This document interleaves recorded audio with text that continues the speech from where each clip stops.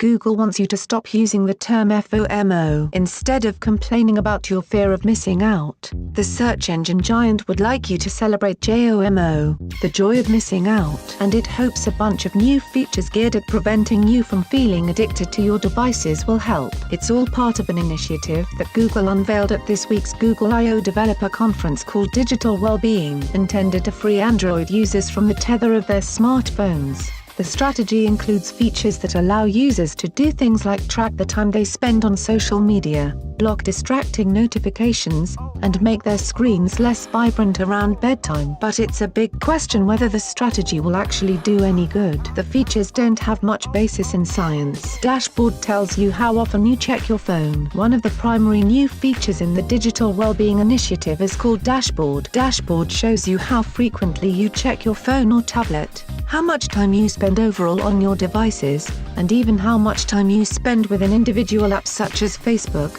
YouTube, or Instagram. Dashboard appears to be a reaction to the spate of recent stories that suggest that spending time on social media is universally bad for us. Some of those reports have claimed that Facebook and Instagram in particular are making us depressed and even eroding our brains. While such claims make for good headlines, there's little to no good research to back them up. Most of the studies that have been done so far suffer from significant shortcomings. Some are looking at too few people to reach conclusions that are statistically significant, while others were conducted by the very companies they're studying or by researchers with clear agendas, which represent conflicts of interest that can cast doubts on results. Some other studies suggest use of devices may be contributing to an existing problem but don't establish that they're causing a problem by themselves. Andrew Przybylski, a senior research fellow at the Oxford Internet Institute, has attempted to replicate some of the studies that suggest a strong tie between social media use and depression. However,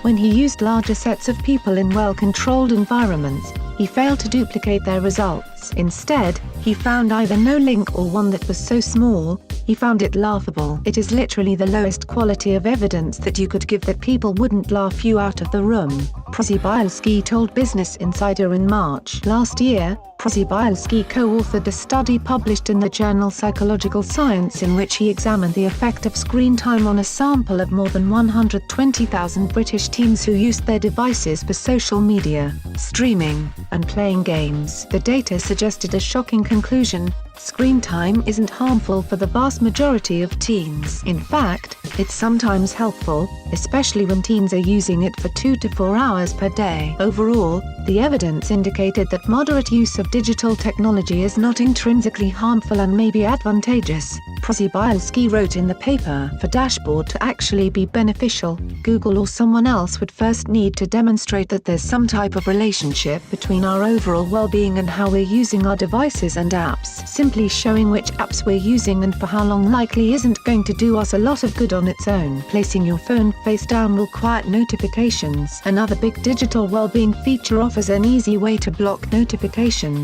When you place your phone face down on a surface, it will automatically go into its Do Not Disturb mode. The idea behind the new feature is that fewer alerts will mean less anxiety and more tranquility. There is a growing amount of research that hints that getting constantly flooded with a barrage of beeps and flashes reduces our productivity and increases anxiety. No surprise there, but there aren't any studies that indicate snoozing our devices' notifications will help us feel better. When researchers have attempted to solve the anxiety problem by muting notifications, it didn't seem to work. In fact, some people actually felt worse. In a study presented last month at the annual conference of the American Psychological Association, researchers including Duke University behavioral economist Dan Ariely found that people who have the notifications from their devices sent in clusters of several at a time said they felt less stressed and happier than people who received them in the usual way, where they arrive sporadically throughout the day. But the people who got their alerts in clusters also felt less stressed and happier than people who didn't get any notifications at all. Participants who did not receive notifications experienced higher levels of anxiety and fears of missing out,